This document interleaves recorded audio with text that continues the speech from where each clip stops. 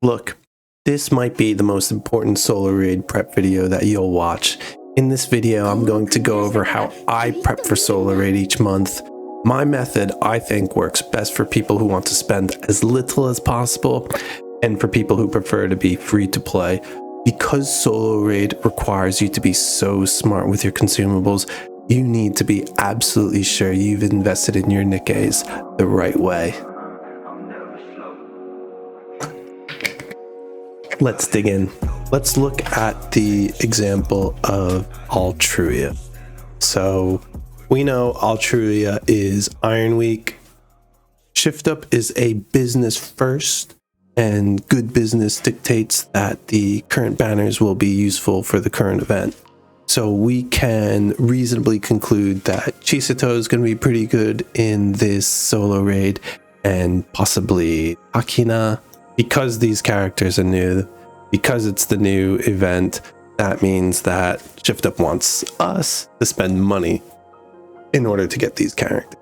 Now, it's a little bit tricky with this banner because collabs can be funny. Collabs aren't always the best units. They can be really good units. Sometimes they get power crept, sometimes they don't. Raven hasn't really been power crept. Although she does kind of hover in this really, really good position. But she's a great example of a unit that came out, probably June or July. She's had some really good staying power since then. So since we've identified that this boss is Iron Week, and the latest characters are both Iron Element, we can kind of assume that they're going to be used here. Now, aside from business decisions, we also like historical evidence. And so we're going to go to a site that I really like to use. This site is called Nikke. On Nikke, we can see that the most recent Iron Week solo raid, I think this was back in, it was September or October, sometime around then. And we can kind of get an idea based off of that time which units were really popular. Just as an idea, we like historical evidence. This is going to help us understand what type of characters we're going to want to play, what type of characters are going to need investments. And so we can easily go to the ranks. We can look up to see what the top players were using. And so we can clearly see, obviously, pilgrims are the best. That goes without saying. We can still see neutral DPS are being used. And I think that's still going to be the case. One of the things that we do want to be careful of is looking out for these pure DPS teams that you see on the top ranking players. So for example, Rosanna, this team with Liter, Rosanna, Bunny Milk, Raven, and Helm. While Helm does provide a little bit of heal and Liter does provide a little bit of cover, Rosanna is really a pure DPS character. And what this means is that it's not going to be a very healthy team. This team could receive a lot of damage. It does require high investment for her to stay alive. It does require high skill to stay alive. You're going to need to be fast to cover. So you really want to be mindful of these high skill, high investment characters. I said Rosanna's not really high skill, but she is high investment. But Bunny Milk is a high skill, high investment character. Another one you want to be wary of. It does require specific OL lines. It does require a very specific manual type of play. So you really want to be careful with playing, with investing in these characters. You don't want to invest in them unless you are familiar with the playstyle, you're happy to manual, you have a lot of resources lying around, because you may be just better off doing the same damage or more damage, say if you run a Liberalio team, for example. Very low skill, but doesn't require much investment in order for her to be really, really good. But yeah, you can see some other off DPS carries. Maybe not, in Mihara, she is basically a pilgrim, being an overspec unit. She is carrying. Not too many others though here. I mean, Treasure Helm is another one. Yeah, she's off DPS. Treasured unit, she is carrying. And you also really want to be mindful of investing in low scaling units like Summer Leona. These units are easily power crept. Now, because this is an old solar raid, she's basically been power crept already. We know that Nayuta really likes to be in the shotgun teams. She likes to be in other teams as well, but you know, we may not see Leona very much anymore, if not at all at this point. This is just for informational purposes more than anything. We just like to say, hey, what was used and why was it used? Another example of seeing that is with Snow White and Maxwell here. We know that Mother Whaley has a core. She's got parts, so this makes her a really, really good target for Snow White, which is why you see these massive inflated scores for the Snow White team. So the real takeaway is we can see that the strongest units are Pilgrims, Treasure Nikkes, limited event Nikkes, and sometimes the odd strong buffer, like in Bunny Aid in this example, and Maid Master. Okay. Anyway, that's enough of historical evidence. The next thing that we want to look at is, let's have a look at the possible Iron B3s, because right, the B3s are going to be the characters that do the most damage for us, right? So let's think about what type of B3s we might see. So we saw what was previously used. So we can assume, yeah, looking at them again here, we can assume, yeah, these are most likely going to be used. You know, OG Snow, Red Hood, Raven, Soda. I do think that we still probably have a shotgun team involved, so Soda has a strong likelihood of being here. Maxwell possibly. It really depends. So there are some things that we need to discover first with Altruia. We have seen that she's high defense, lots of shields, so that Pierce may actually come through. Eve might be used. I think there's a good likelihood that we'll see Eve in her S1. She has a great damage taken buff. While there doesn't appear to be a core on this boss, that's where she really does shine, but she might still be heavily used. Bunny Milk, same, also, you know, high skill. The real question mark, but I don't think it's that much of a question mark. The real team comps that will be interesting to see is how this new true damage type of stat unfolds. So we have Chisato who's doing true damage, and then we now have Akina who's enhancing true damage. Now she's a really selfish character. She buffs herself with her S1.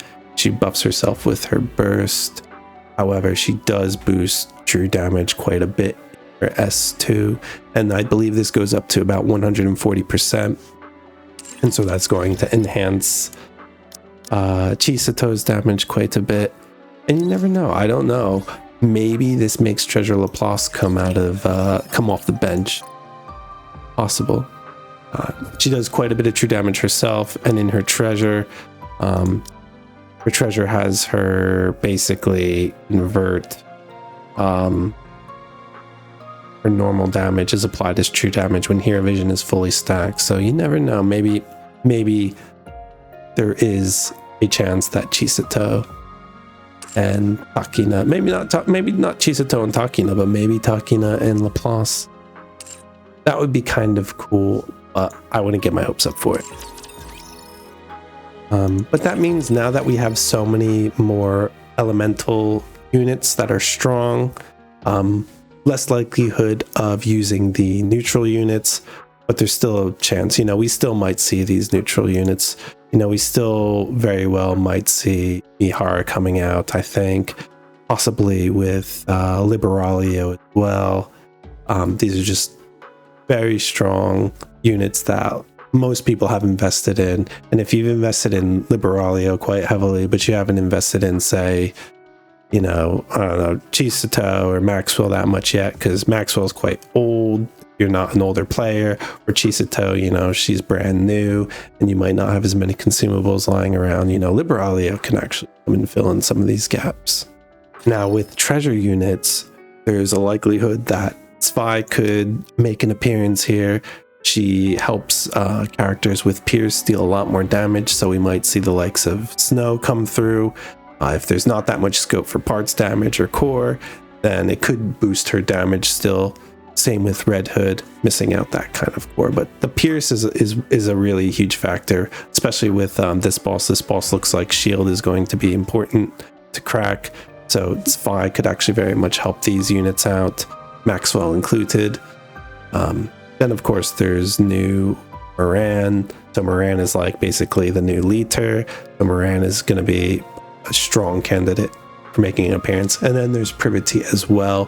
Privity is like yet another strong made mast. So if you have your Privity treasured up, she may also make an appearance. Now the next thing that we want to look at are investments. All right, Shift Up's gonna love this because the next thing we want to look at are investments, and blah blah is like a really good spot to take a look at investments. It gives a nice bird's eye view. Hey, give a follow, will you?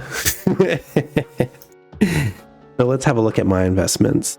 So we're gonna go to view all, and we're gonna change this filter. So check out this little book filter. So this gives you all your units, your top invested units right up front. So we're just gonna zoom in a little bit. And now I'm gonna wanna look at my B3s. And now we're gonna wanna look at iron. And the purpose of this is we want to do the most damage in this raid. And so we're gonna look at where is the low hanging fruit. So OG Snow looks pretty much, I'm not going to want to do too much there. Red Hood could stand for higher attack. Raven could also stand for a little bit more attack, a little bit more ED. Soda, very much so, she's hurting. However, what you really want to do is you want to prioritize the highest damage characters. And we know Raven does quite a bit of damage, and there might be some easy scope to improve her here. We also know that Red Hood is very hit or miss. It really depends on the type of boss. And some bosses where Pierce is really important and there is a core, she really does shine. But let's go have a look at Raven in this example, because we know that Raven is she is still a very strong unit. She was strong in the previous Union raid against Gravedigger, so she has had some staying power.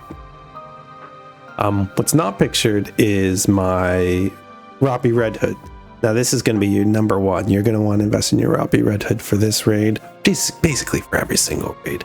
But my Roppy Red Hood is in a good position, so we're going to actually go with Raven for this example. And so we want to try to look for the low hanging fruit. We want to see what's going to be the easiest gains that we can get, right? We want to spend as little as possible. We want to use our rocks wisely, so we want to prioritize one rock rolls as much as possible. So we know that each Earth 3 or each attacker basically wants 4 ED and 4 attack. So we're going to make sure that on each gear it has at least one line of attack and at least one line of ED. And in Raven's case, ammo is not as important. She has sustained damage over time, and with that dot, crit rate and crit damage can be a little bit more impactful than ammo. So let's look at Raven's hat. So she's got line 1 ED, line 2 attack, and these are fairly low phases. And what I mean by phases is if you dig into reset attributes, you can see that phase 10 is a nice stopping point where it's a 7% chance. Anything above phase 10 is 1%. So hitting a phase 10 is relatively good, especially if you're trying to go wide. You want to have many teams invested in. You want to do well in each type of elemental solo raid. This is what you want to do. So looking at this, there is some low-hanging fruit. Would I want to go for a line 3? Possibly, but let's have a look at the other gear to make sure that's what we want to do. So looking at the glove, it's a pretty nice attack on the glove. It's line 3. Line 2 ED is a little bit lower than phase 10, and there's crit rate on line 1. So this is a really good glove roll. The hat looks a bit better to go for. in terms of that. This was still a line 1, but this is a high attack. You know, I could get much higher in terms of ED, you know, but this still is a pretty nice glove. Looking at the chest piece, so it's a line 3 ED, line 2 ammo. It's a nice ammo roll on a useless line 1. So this is a good candidate to custom lock and roll and hope for an attack on line 1 or line 2. And then with the boot has a line 2 ED. This is a phase 10 D, right? Actually, it's phase 11, 23.56. So this is a 1% ED roll. Quite lucky. Could be a lot higher. But this then presents the opportunity, right? So boot has a nice line 2 ED. I could one rock roll and Brage for ED attack combo somewhere else with a blue or black line, or I could custom lock line 2 and Brage for attack to land on line 1 or 3. Is RNG. So one isn't necessarily better than the other. It truly depends how many rocks you have and how many units you need to roll on to determine whether you have, you know, extra custom locks for that line 2 or extra rocks to keep rolling. So in my case, you know, I think I would actually custom lock the line 2, the line 3 ED and hope for a really nice line 1 and line 2 here. The likelihood of getting a line 3 is lower, so it makes me want to work on the shirt more. I'm okay with rolling away the ammo. It's not as important on Raven. Most characters really want ammo. Raven, less so than others. I want that attack, and so that's where I could go with that. And then I could reset and try to get a higher ED, maybe get a nice attack. Same here, maybe reset higher, get a nice ED, nice attack. Save your rocks or pilgrims or higher damage units. And lastly, we'll want to look at you know, collection items. We'll want to look at dolls. So you definitely want to have all the best Nikkes treasured. You want to bring the next useful Nikkes, so Nikkes who don't have treasure, you want to bring them to SR5, beginning from that level 5, beginning from that R doll. And then at that point, you can determine who deals the most damage. So you're going to have to do some practices in challenge mode. You're going to have to see who does the most damage. And if you can afford to bring some of these characters to SR15, you can do it. Raven is definitely one of the better all-rounder iron units. In some tests, she has been proven to deal more damage than Chisato, but in this solo raid, there's a good chance that Chisato may do more damage than Raven, and that's simply just because this boss is going to be designed to be beaten up, bloodied to Chisato. I mean, that's just what Shift Up as a business is going to want to do. They're going to want to encourage you to pull and buy more Chisatos, and that's the best way that they can get you to do it. However, Raven really does have great staying power, so you might actually really want to consider bringing her doll to SR15, and that's really, really only after you've brought all your Pilgrim dolls to 15 and after you've treasured some of the best units. So if you haven't treasured Privity yet, you haven't treasured Moran yet, you're really going to want to treasure those gals first before you look into going SR15 with Raven. Take it Raven to SR5, it's fine. You really only do that if you've got lots of resources lying around. And I tend to have a lot of resources lying around because what I do is I wait for each solo raid to do my investments. So you'll see in my materials, I'll have tons and tons of maintenance kits. So these all came from the new, we've got the new museum. We've got new solo raid going on. I've just stocked up on these. I actually don't buy these, really. I don't, believe it or not. Occasionally I have. And I really don't buy rocks. So I'm being as transparent as possible so you know what's realistic for you as a free-to-play player, or if you're a light spender. I did buy the 30 pack of rocks at New Year's that I have not spent, or maybe I did spend them on snow, I can't remember.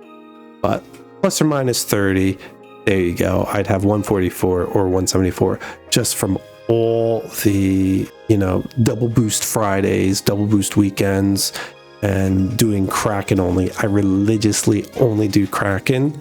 I won't do any other anomaly boss, and that's because rocks are the highest value item in the game.